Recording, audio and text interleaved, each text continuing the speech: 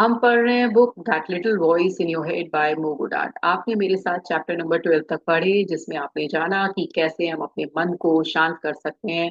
कैसे मो गुडार्ड ने हमें बताया है कि हम अपने ही मन को दौड़ाते रहते हैं और हमारे से ही ये मन हमारा दौड़ रहा होता है। और इसको कंट्रोल करने का तरीका क्या है कि बिजी रहिए, अपने विचारों पर ध्यान दीजिए और कुछ ना कुछ नया सीखते रहिए। और भी बहुत सारी एक्सरसाइज मो ने बताई हैं।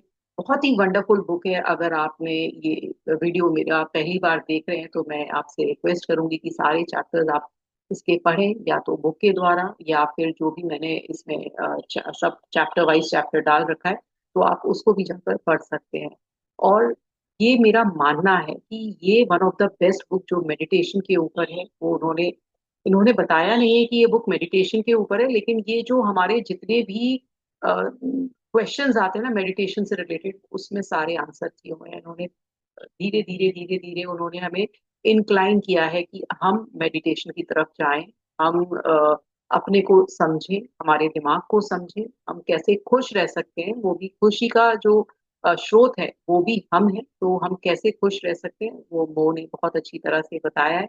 और आज का जो चैप्टर है वो भी बहुत बढ़िया है, तो बने रहिएगा मेरे साथ। और अगर मेरा आपको लाइव सेशन ज्वाइन करने हैं तो डिस्क्रिप्शन बॉक्स में दिए गए व्हाट्सएप लिंक के द्वारा आप लाइव सेशन ज्वाइन कर सकते हैं। और अगर मेरा पढ़ाने का तरीका आपको पसंद आता है तो मेरे जो वीडियोस हैं उस पर कॉमेंट जरूर करिए और मुझे बताइए कि क्या कमी है, क्या आप चाहते हैं और कौन सी बुक आगे पढ़ना चाहते हैं। तो मैं कोशिश करूंगी आपको वो बुक देने की। चलिए चलते हैं चैप्टर नंबर 13 पर। The mission is on the right. हमने ये सारे देखिए कॉजेस पढ़े, साइड इफेक्ट्स पढ़े। उसके बाद हमारी ये सोल्यूशन वाला पार्ट चल रहा है जिसमें एक्सपीरियंस, सॉल्व, फ्लो सब कुछ हो चुका है। अब गिव आया है। हमने फ्लो में पढ़ा था कि आप जो भी काम कर रहे हैं करते रहिए, उसमें फ्लो में चलते रहिए, जो भी चीज है उस पर फोकस करते रहिए। और भी बहुत कुछ पढ़ा। लेकिन जो आज का चैप्टर है, चलिए उसकी तरफ चलते हैं कि एक्सपीरियंस, सॉल्व एंड फ्लो। ये हमने पूरा समझा कि कैसे हमें ये हैप्पीनेस की तरफ लेके जाते हैं। ये हमारे जो भी अंदर जो इनर चैटर चल रही होती है, जो बार बार मन हमारा इधर उधर भाग रहा होता है, उसको ये बहुत हद तक कम करने में या स्टॉप करने में मदद करते हैं। जितना आप ये प्रैक्टिस करोगे, जितना आप आगे जाओगे, उतना ही आप अपने विचारों पे कहते हैं ना, विचारों को रोकने में विजय पा जाओगे। है ना। कभी कभी ऐसा होता है कि आपके लाइफ में इतनी बड़ी ट्रेजेडी आती है कि जैसे वो बताते हैं कि उनके जो बेटे को उन्होंने लूज किया, उनके बेटे की जो डेथ हुई, तो उसके बाद आपको मुश्किल बहुत ज्यादा होती है दोबारा से अपने उसी स्टेट में आने पे जो आप पहले थे, एक बहुत अच्छा जो हैप्पीनेस वाली स्टेट पर। लेकिन हमारा जो भी ध्येय है इस जीवन का वो यही है कि कितना भी दुख आए, कितनी भी परेशानी आए, लेकिन हम फिर से इस जीवन को जीने के काबिल बनाएं, इस जीवन को हंसी खुशी निकालें। तो हैप्पीली सक्सेसफुल मतलब कि आप आगे बढ़िए, है ना। तो ये बोल रहे हैं कि एक डिफरेंस होता है उन लोगों में जो हमेशा फेल होते हैं और जो लोग हमेशा सक्सेस आगे पाते हैं। उनमें यही डिफरेंस होता है कि उनकी लाइफ में भी बहुत दुख आए होते हैं, जो सक्सेसफुल है, और जो नहीं है उनके में भी आते हैं। तो जो नहीं है वो उन दुखों में उलझ के रह जाते हैं। अरे मेरे साथ ऐसा हुआ, मेरी डेस्टिनी में ऐसा लिखा हुआ था, मेरे साथ ही लोग ऐसा करते हैं, मुझे ही धोखा मिलता है, मेरे ही परिवार के लोग ऐसे हैं जो मुझे आगे बढ़ने नहीं देते। मतलब हम कंटिन्यूस इनर चैप्टर और दुख में बिताते हैं। लेकिन जो लोग आगे बढ़ रहे होते हैं, उनकी बढ़े हैं या बढ़ रहे होते हैं, उन्होंने इन सब चीजों पर विजय पा ली होती है। तो उनको ये चीजें दिख रही हैं, उनको ये प्रॉब्लम्स दिख रही होती हैं, लेकिन वो उन प्रॉब्लम से आगे बढ़कर आगे जाते हैं। They clear their heads from thoughts of loss and they skip the drama. और जो भी ड्रामा है वो उसको स्किप कर देते हैं। उन्हें मतलब नहीं होता कि ठीक है, मेरी लाइफ में चैलेंज आएगा, मेरी लाइफ में दुख आएगा, मेरी लाइफ में धोखा मिलेगा, परेशानी मिलेगी, जो भी चीज होगी, डर लगेगा, लेकिन मैं उससे विजय पाऊंगा और मैं थोड़े दिन तो नीचे जाऊंगा, लेकिन फिर दोबारा से through it all, regardless of the hardship eight hand, they feel energised and purposeful. तो वो कितनी भी चैलेंजेस आए, कुछ भी हो, वो अपनी लाइफ को, चैलेंजेस को नेविगेट कर जाते हैं, उसमें आगे बढ़ जाते हैं। जैसे नाव आगे चल जाती है, कितना भी तूफान है वो बढ़ती जाती है, इस तरह से वो अपने कितने भी तूफान है उनको हैंडल करके वो आगे चलते जाते हैं। और वो हमेशा खुश रहने की कोशिश करते हैं। और वो बोल रहे हैं, वो बोलते हैं, believe me when I tell you my investment decision in startup have mainly been guided by how happy, peaceful and focused the founder is under pressure. Those who lose their ability to stop the brain chatter and engage in useful thinking lose their business and with it my investment. और वो बोलते हैं कि जो भी लोग continuously बहुत अच्छा सोच के, मतलब कोई भी परेशानी है और कोई भी दुख है उसको नेविगेट कर जाते हैं, उससे निकल जाते हैं, तो वो कोई भी अगर कोई नया काम भी शुरू करते हैं तो उसमें सक्सेसफुल होते हैं, और अगर वो नहीं निकल पाते तो वो नहीं कर पाते हैं. Experience solve flow as a model however is missing the most useful thought of them all, the thought that makes us do what makes us happiest. Okay? और वो बोल रहे हैं और भी एक और थॉट है जो आगे हमें बहुत खुश कर सकता है, वो है गिव, मतलब देना. कितना हम लोगों को दे सकते हैं वो हमारे को खुशी देता है. अब वो बोल रहे हैं कि जब अली की 5 इयर्स हो गए डेथ के बाद, मैंने एक कॉन्फ्रेंस एम्स्टरडेम में गया हुआ था जब मैंने बुक लिखी थी, जो सॉल्व फॉर हैप्पी. तब मुझसे किसी ने स्टेज पर पूछा कि आप ऑन द अदर कि आपका जब बेटा गया क्या आपको कैसा लगा. तो वो एकदम एकदम उनको शॉकिंग क्वेश्चन था उनके लिए, क्योंकि भाई उनका एक बहुत ही प्यारी चीज उन्होंने खोई थी इस जीवन में. तो उनका वो अपने टीयर्स नहीं रोक पाए. वो आगे घबरा गए स्टेज पर ही कि कैसे उसको हैंडल करें, लेकिन फिर उन्होंने पूरी क्षमता से उस क्वेश्चन को आंसर किया कि भाई मेरी लाइफ में ये दुख हुआ था, लेकिन मैंने अपना उससे सीखा, उससे पर्पस बनाया कि मेरा जो बच्चा था वो इतना खुश रहता था तो मैं लोगों को खुश करूंगा. और फिर बोलते हैं कि जब मैंने ये बुक लिखी तो मेरे पास बहुत सारे मेल्स आए, बहुत सारे लेटर्स आए, बहुत सारे मैसेजेस आए कि आपने हमें बहुत खुश किया, आपने हमारी लाइफ में चेंज लाए.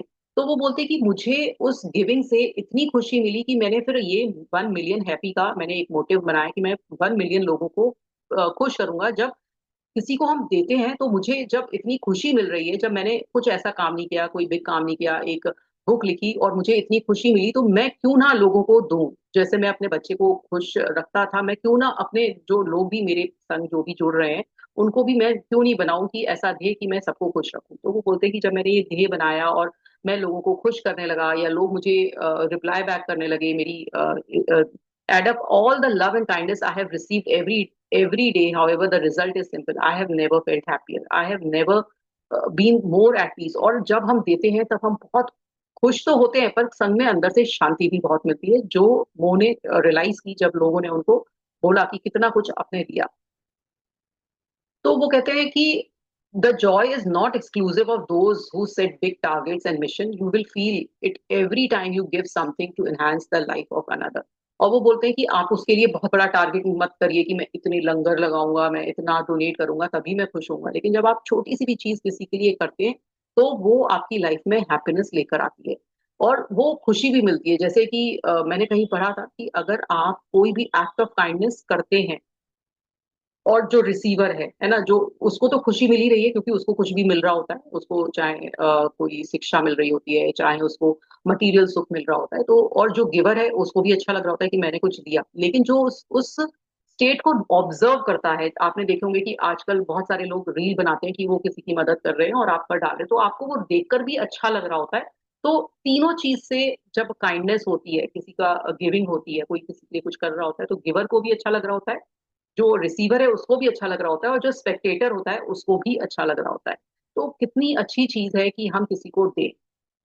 Through the bright light shining at me on the stage, I could see so many others have joined me in my tears as I heard the host reply, I think there's nothing more to say. और वो बोलते हैं जब वो stage पर थे तो सब लोग जब वो रोए तो और भी लोग उनके संग जुड़ गए और रोने लगे, उनके दुख में शामिल हो गए. तो वो उससे बढ़िया चीज बोलते हैं मेरे लिए कुछ नहीं, जो मेरे दुख में और मतलब जो भी अननोन लोग थे वो भी शामिल हो रहे थे. और थ्रू आउट, और जो होस्ट था वो भी बोलता है कि अब मतलब बहुत है कि मतलब कितना पूछने के लिए मेरे पास कुछ नहीं बचा है. तो वो बोल रहे हैं कि give it's the smartest thing you can ever choose to do. तो जो भी चीज आप दे सकते हैं, गिविंग कर सकते हैं, वो सबसे बढ़िया चीज है. How can giving be useful for me. अब सब कोई पूछते हैं कि ये मेरे लिए यूजफुल कैसे हो सकती है, मेरा इतना कमाया हुआ धन है ना, मैं कैसे दूसरों को दे सकता हूँ, मेरे पास जो टाइम है अगर मैं दूसरों को ही देने लगा तो मैं बिल्कुल थक जाऊंगा, बर्न आउट हो जाऊंगा, है ना. तो क्या आप चाहते हैं मैं क्या दूं. तो वो कहते हैं if you do you be wrong, very wrong. अगर आप ऐसा सोचते हो कि आप देने से थक जाओगे या मेरे पास सारी रिसोर्सेज खत्म हो जाएंगी, मेरे पास कुछ नहीं बचेगा, तो आप गलत हो. Giving is obviously good for those who you give to, but could it be good for you to recognize that you need clarity of vision and a master वेंटेज point, let me explain. और वो बोल रहे हैं कि ठीक है, जिसको आप दे रहे हो उसके लिए तो यूजफुल है, क्योंकि उसको या तो कोई सामान मिल रहा है, या उसको कोई भी नॉन मटेरियल चीज जैसे कि कोई शिक्षा मिल रही है, या कुछ भी टाइम मिल रहा है, आपका एफर्ट्स मिल रहे हैं, तो उसके लिए तो यूजफुल है। लेकिन जो दे रहा है उसके लिए कैसे यूजफुल है, उसके बारे में ये बहुत क्लियर हमें बताना चाहते हैं। अच्छी तरह से इस चैप्टर में एक्सप्लेन कर रहे हैं कि कैसे आप क्यों दो, क्या कारण है जिसके कारण दो, क्या चीजें जो आपको अटैच रखती हैं इस मटेरियल वर्ल्ड से जिसके कारण आप नहीं दे पाते हो, तो वो चीजें वो बता रहे हैं। The act of giving obviously involves to entity, a giver and a receiver of gift. तो दो लोग होते हैं, एक देता है और एक करता है, उसको लेता है। तो वो बोलते हैं कि हमें अगर हम देखें तो इसमें सारा रिसीवर का फायदा हो रहा है, कि जो जिसको मिल रहा है ना, जो गिवर है उसको कोई फायदा नहीं हो रहा, उसका कोई भी सामान जा रहा है, उसे पैसा जा रहा है, उसे सब चीज जा रही है, टाइम भी जा रहा है, एफर्ट भी जा रहा है। तो ये क्यों ऐसा है कि हमें कोई फायदा कर रहा है जो गिवर है उसको भी? तो वो कह रहे हैं ये मिसकॉन्सेप्शन है कि नहीं, सिर्फ रिसीवर को फायदा है। तो वो उसके बारे में थोड़ा सा आपको बताना चाहते हैं। वो बताना चाहते हैं कि आप जब भी कुछ चीज देते हो तो ये देखो, is there a cost to holding on, की जो भी चीज आपने दी इसका क्या कॉस्ट है जो आप इसको पकड़ के रख रहे हो, है ना? Is the gift even yours, क्या जो ये गिफ्ट है ये आपका है? Is there something to be gained by giving, क्या जब मैं कुछ दूंगा उससे कुछ मिल जाएगा मुझे? Is there difference between a giver and a receiver, और गिवर और रिसीवर में क्या डिफरेंस है? तो ये चार क्वेश्चन के इसमें ये आज आंसर कर रहे हैं इस चैप्टर में। तो हम फर्स्ट जो क्वेश्चन है कि is there a cost to holding on, क्या कॉस्ट है होल्डिंग ऑन की? तो आज हम ये दो क्वेश्चन लेंगे, दो क्वेश्चन हम कल लेंगे। तो वो बोल रहे हैं कि पहला क्वेश्चन हमारे दिमाग में ये आता है कि ये चीज जो मेरे पास है, मान लीजिए मैं एक पेन गिफ्ट कर रहा हूँ किसी को, या किसी को चैरिटी में दे रहा हूँ, तो इस पेन की क्या कॉस्ट है होल्डिंग, क्या जब वो मेरे पास है क्या कॉस्ट है? अगर मैं एक अपना कोई कपड़ा दे रहा हूँ तो उसकी क्या कॉस्ट है होल्डिंग की, जो मैं दूसरे को दे रहा हूँ? क्या मेरे पास एक व्हीकल है ना, वो मैं किसी को चैरिटी में दे रहा हूँ तो उसकी क्या कॉस्ट है? या कोई भी साइकिल है, जो भी, या तो हो सकता है कई बार कोई चीज यूज की नहीं है, या कई चीज यूज की है फिर भी आप दे रहे हो, तो उसकी क्या कॉस्ट है? सबसे पहले हमें कॉस्ट देखनी है कि जो कॉस्ट में रखने की, जो पैसे से वो आई है वो तो अलग बात है, लेकिन उसको मैं रख रही हूँ उसको मेंटेन कर रही हूँ, उसकी क्या है? तो वो हम भूल जाते हैं कि हर चीज एक कॉस्ट मांगती है जब वो हमारे पास रहती है। हम उसको देखते नहीं है, हमारे को दिखाई नहीं दे रही है। Sometimes we don't recognise that the cost because the benefit outweighs it, but when the benefit diminishes we hold on to those thing ignoring the cost. और वो बोल रहे हैं कि जब तक हम उसे होल्ड करके रख रहे हैं, हमने जब तक हमारे वो यूज की है तो नेचुरल है कि उसका हमें दिख रहा है कि इसकी बहुत अच्छी हमारे को यूज आ रहा है। लेकिन जब हमारी उसकी यूज कम हो गया, फिर भी हम उसको होल्ड करके रखते हैं, जिस होल्ड करके रखते हैं, और हम ये भूल जाते हैं कि इसको रखने में भी हमारा नुकसान है, इसमें भी कॉस्ट लग रही है। जैसे फिक्स कॉस्ट होती है ना, जो जब हम बिजनेस में कोई भी इन्वेस्ट, जब कोई बिजनेस होते हैं तो बहुत सारी चीजें होती हैं जब हम बिजनेस को बंद नहीं करते, अगर लॉस में भी जा रहा होता है, क्योंकि फिक्स कॉस्ट निकल रही होती है और कई सारी हिडन कॉस्ट भी निकल रही है। तो यही है कि जो चीज भी हम होल्ड कर रहे हैं उसमें बहुत सारी हिडन कॉस्ट है जो हमें दिखाई नहीं दे रही है।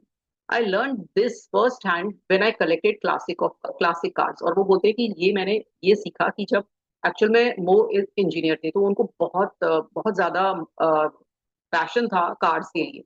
और वो पैशन किसमें बदल गया? वो कार्ड्स को मतलब रखने लगे, पुरानी कार्ड्स को, नई कार्ड्स को लेने लगे और उसको अपने गराज में रखने लगे। तो उनके पास बहुत सारी चीजें, बहुत सारी कार्स उन्होंने इकट्ठी कर ली।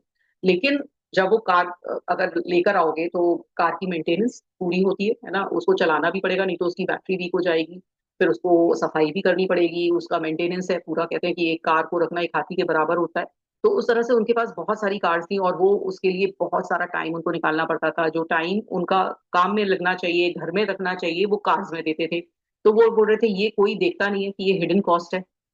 लेकिन उन्होंने दी, कभी कोई किसी की बैटरी वीक हो रही है, किसी का इंजन लीक कर रहा है, तो वो सब चीज करते थे। फिर उन्होंने जब ये पता, जब उनको लगा कि गिविंग कितनी अच्छी चीज है, जब उनके बेटे के बाद, तब उन्होंने क्या किया कि उनको डिस्कार्ड करना शुरू किया अपनी कार्स को, है ना। और जो कि उनको दिखाई नहीं दे रहा था कि इतनी सारी हिडन कॉस्ट थी, कि उनका इतना सारा टाइम, एनर्जी, एफर्ट वो लेती थी, लेकिन उनको बहुत अच्छा लगता था उनको रखना। तो वो बोलते हैं कि ऐसी बात नहीं है, रखिए, लेकिन देखिए कि क्या ये आपके लिए यूजफुल है। ना तो वो उनसे वो कहीं जाते थे, है ना, ना कहीं वो आते थे, बस उनको रख रहे थे क्योंकि उनको बहुत अच्छा लगता था, जैसे कोई कलेक्शन के तौर पर रखते थे।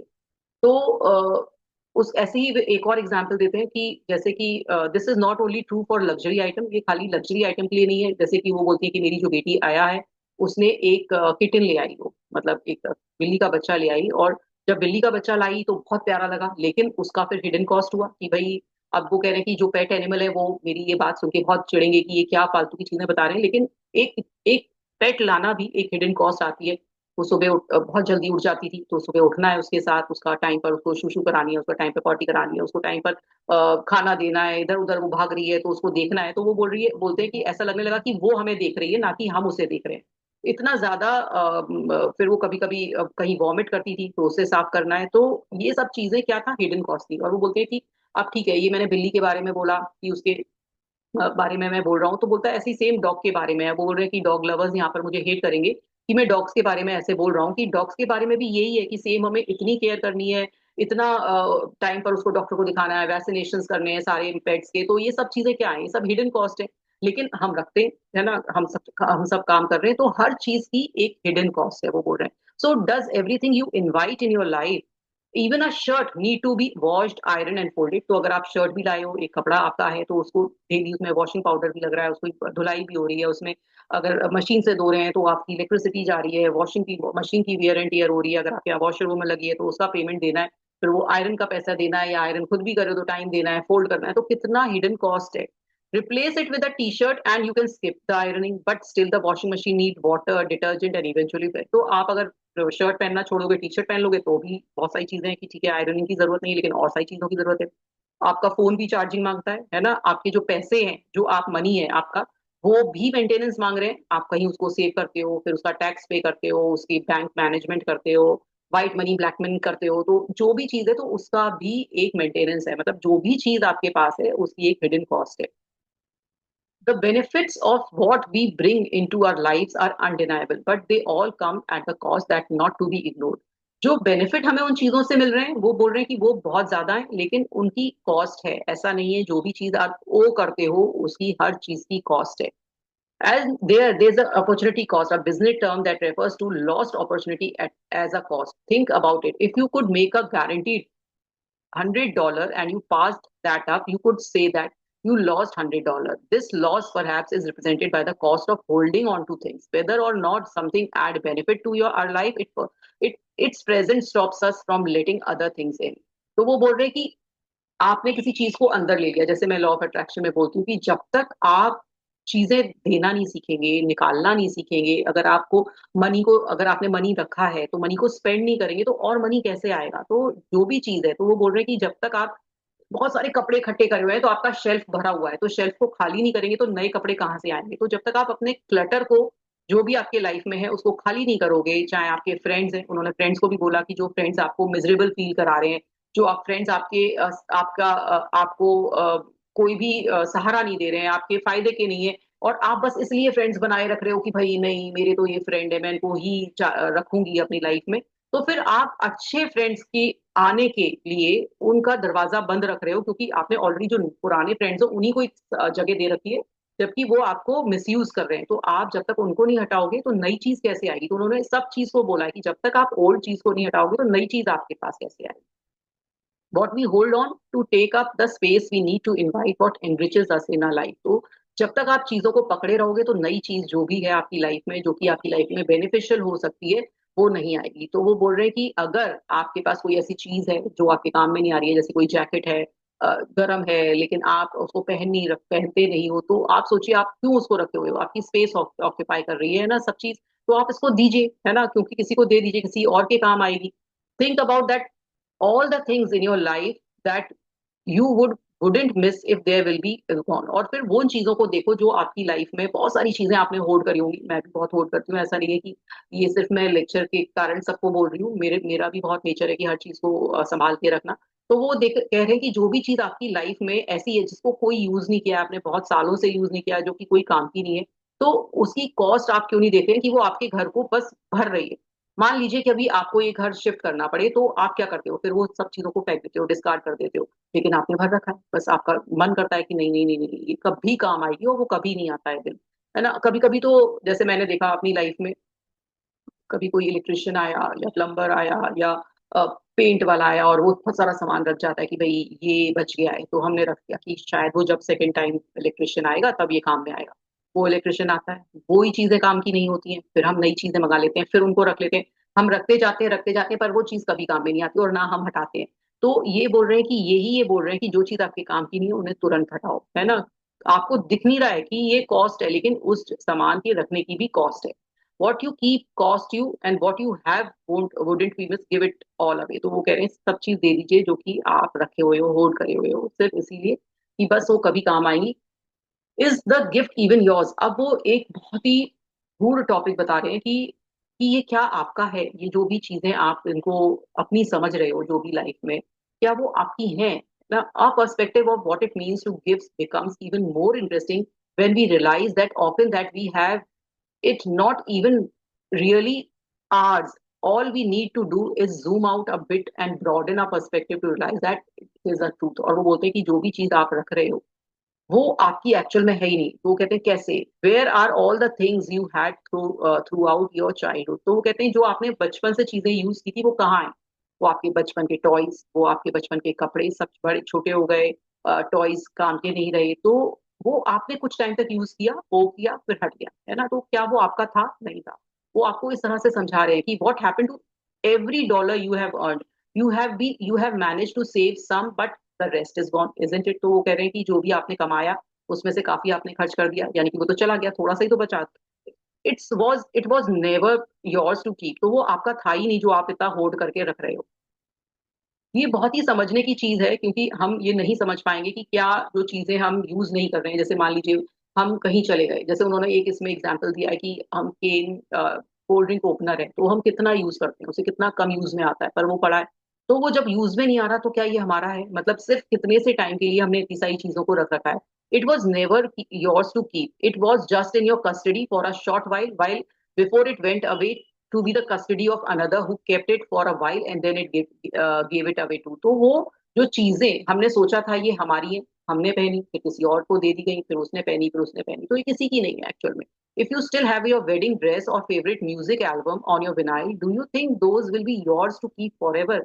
Are they really yours when you are even not using them और जस्ट लॉकिंग देम अवे? तो क्या ये आपकी है? एक बहुत सत्य चीज है। हमने सब चीजें संभाल संभाल के रखी हुई है, क्या ये हम जब तक हम उन्हें यूज नहीं कर रहे तो क्या ये हमारी है?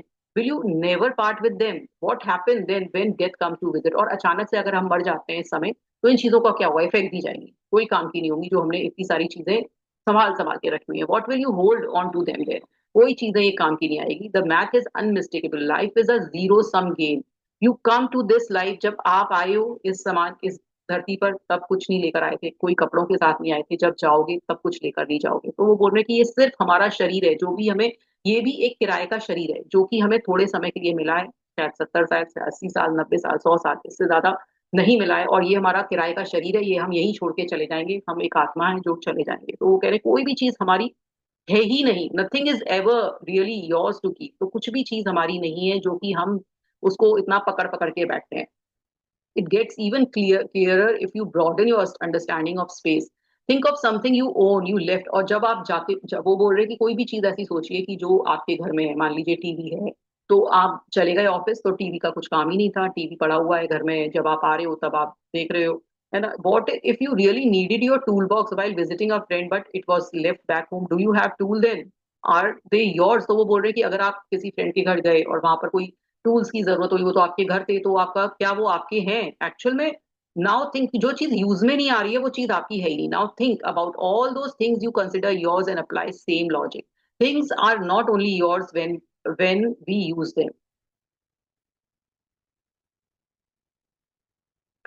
तो वो बोल रहे हैं जो चीज आप यूज कर रहे हो उनके बारे में समझते हैं। तो वो बोल रहे हैं कि जैसे कि आपका पैसा है ना, जो आपका है, तो आपने अपने पैसे को क्या पूरा यूज किया? तो आपने कहाँ रखा? बोले बैंक अकाउंट में रखा मैंने। तो बैंक अकाउंट में आपने कैसे उसको यूज करते हो? तो बोल रहे मैं क्रेडिट कार्ड पर यूज करता हूँ, भाई क्रेडिट कार्ड या डेबिट कार्ड उससे मैं यूज करता हूँ आजकल। ईमेल, वो नेट बैंकिंग है उससे यूज करते हैं, तो चलिए ठीक है। तो फिर वो बोलते हैं कि आप कितना यूज करते हो, जितना आप कैश निकालते हो तो वो आपका यूज किया हुआ है ना। अब मान लीजिए कि अचानक से, है ना, आपके बैंक में बैंकरप्सी हो जाए तो क्या होगा? वो सारा पैसा चला जाएगा। तो कहाँ है वो पैसा? आपका भी होते हुए आपका नहीं। Whose money was it then? The only time your money, जब तक आपका मनी कब था? जब आपने उसको यूज किया। जब आपने उसको यूज नहीं किया तो that is not your money. वो बोल रहे हैं वो है ही नहीं। You have it but what is it's worth? Nothing. जब तक आप चाह, आप कह रहे हो कि मेरा ये मनी है, मेरा यहाँ बैंक अकाउंट में है, वो बैंक अकाउंट में है, ये इतना सेविंग, उतनी सेविंग, पर वो क्या आपका यूज कर रहे हो? नहीं कर रहे हो, तो वो कोई उसकी वर्थ नहीं है अगर आपका कोई यूज में मनी नहीं है। It is just a pile of paper that brings no value to your life until that moment when you decide to spend it. जब तक उस पैसे की कोई वैल्यू नहीं है, जब तक उसको आप खर्च नहीं कर रहे हो, कहीं भी पड़ा हुआ है, वो सिर्फ एक पैसे के टुकड़े हैं, वो कह रहे हैं कि पेपर के टुकड़े हैं वो. That one instant, that microsecond is that the only instant when you actually own your money, but in that same instant it's gone. It's only not yours anymore. It's not, it's now belong to the person who took it, those he does not really own it either. और वो जो आप spend भी करते हो, वो भी friction of second में आप स्पेंड कर दिया, आप कोई सामान ले आए, तो आपने किसी और को दे दिया, फिर उसका मनी हो गया, और उसका भी वो मनी नहीं है, वो भी किसी और को देगा. तो ऐसे किसी भी चीज को कोई हम ओन नहीं कर रहे हैं. Your money is not your until you spend it, and as soon as you do, it's not yours anymore. All you own is that thing that you exchange for your money. तो जो आपके पास सामान आया, वो उसको वो करे, उससे कोई आपने केन ओपनर लिया है ना, उससे, और केन ओपनर का क्या किया, of course the same logic applies. और केन ओपनर पर भी ये हुआ कि केन ओपनर जब आपके काम में आया तब आपके काम में आया, नहीं तो किचन की ड्रॉर में रख गया, तो फिर आप उसके ओनर नहीं हो. Told you, life is one big big rental scheme. तो लाइफ क्या है हमारी, एक रेंटल स्कीम है. जैसे हमारी बॉडी रेंट पे आई है, ऐसे ही सब चीजें हमारी जो लाइफ में है वो एक रेंट है हमारा. those that illusion of ownership is only revealed to us when we lose what we thought we owned. When travelers lose their hand luggage, they often realize that they don't even remember everything that was in it. तो वो बोल रहे हैं, जब हम realise करते हैं, जब हमसे कोई चीज खो जाती है कि हाँ ये मेरी थी, वो बोल रहे हैं कि किसी का लगेज अगर मिसप्लेस हो जाता है कोई ट्रैवलर का, तो उनको ये भी नहीं पता होता है कि हम इसमें भर के क्या लाएं. दे एगनाइज अब, और वो सोच रहे हैं कि भाई मेरा जो फोन चार्जर था, मेरी वैल्यूएबल रिंग है, वो सब इसमें चली गई. दे बाय अनर, और फिर वो दूसरा चार्जर खरीद लेते हैं, रिंग भी खरीद लेते हैं, है ना, और फिर जो लॉस है उसके बारे में भूल जाते हैं, है ना. जो बहुत ऑब्सेस करते थे, है ना, those who obsess over it, की उनकी जो ग्रैंड मदर ने उसको रिंग दी थी, बहुत इमोशनल कनेक्ट था उसके साथ. बट क्या होता है कि थोड़े थोड़े दिन के बाद वो सब चीजें सब भूल जाते हैं. I say that while I myself am one of those people. और वो बोल रहे हैं कि मैं भी ऐसा हूँ, जो मैं बहुत सारी चीजें पहनता हूँ, मैं नेकलेस पहनता हूँ, मैंने कान में ईयरिंग पहन रखे थे जो अली के थे. और एक दिन क्या होता है कि अली का, मैं किसी होटल में गया होता हूँ और मेरा ईयरिंग मैंने उतार के रखा होता है, और मैं वहां भूल आता हूँ, और फिर जब मैं लौट के आता हूँ तो मैं काफी दूर आ चुका होता हूँ, तब मुझे याद आता है कि मैं अपना ईयरिंग भूल आया हूँ. तो मुझे अपने ऊपर बहुत गुस्सा आता है, क्योंकि वो मेरी अली की निशानी थी, उसके बेटे की निशानी थी. लेकिन फिर उनको ये याद आता है कि मैं इस चीज से क्यों इतना अटैच हो रहा हूँ. How can I live without it? It's the only thing I left with my son. I tortured myself with these thoughts. और फिर उनके बाद दिमाग में, जैसे हम लोग करते हैं जब हमारी कोई चीज खो जाती है या नहीं मिल रही होती है, तो हम अपने को टॉर्चर, अरे कहाँ गई, किधर गई, वो तो खो गई मेरे से, मैंने लॉस कर दी, मतलब इतना दिमाग. तो वो बोल रहे कि फिर मैं सोचता हूँ कि मैंने अपने को टॉर्चर क्यों किया है, वो मेरी तो थी ही नहीं, है ना, और नेवर, और उसकी भी नहीं थी ये. It was not the only thing I have of Ali, I have all of Ali. तो मैं अली को क्यों नहीं याद कर रहा हूँ, अली की चीजों को क्यों याद कर रहा हूँ. वो तो मेरे अंदर है, अली तो मेरे अंदर बसा हुआ है ना. तो वो फिर उनको ये, जब ये सोचते हैं तब उनको बहुत अच्छा लगता है ना. जो उनकी मेमोरी है वो उनके अंदर बसी हुई है. तो मैं इन मटेरियल चीजों में जो सोच रहा हूँ कि उसका ईयरिंग मेरे से खो गया या अब वो मुझे नहीं मिलेगा, तो मैं उससे क्यों अपने को अटैच कर रहा हूँ. He is with me all the time. Those moment and experience are all my true possession. I don't need a piece of metal to remind me of him. I am Ali. तो मैं ही अली हो चुका हूँ अब. मुझे वो पीस ऑफ मेटल की जरूरत नहीं है, उस चीज के लिए लगाव कर रखने की जरूरत नहीं है जो अली का था, जो मेरे से खो गया. तो जब मेरा ये खोया चीज, तो मेरे जो इल्यूजन थे वो और टूट गए. मुझे समझ में आया कि मैं कितनी चीजों से जो अटैच हो रहा हूँ वो एक्चुअल में मेरी है ही नहीं. When all is said and done, life itself become the only thing we owe. और ये जो लाइफ है, जो मेरा सोल है, यही एक चीज है जो मैं ओन करता हूँ, जिसको, और जो ये मेरी बॉडी है वो मैं रेंट पर लेकर आया हूँ. जब मेरी टाइम पूरा हो जाएगा मेरे सोल का, मैं चला जाऊंगा. When we live, we own simply amount to nothing. When confronted with the truth of our fragility, the mask of our ego gets stripped out. Only then we recognize that we are all essentially the same. और वो कह रहे हैं कि हम सब एक हैं.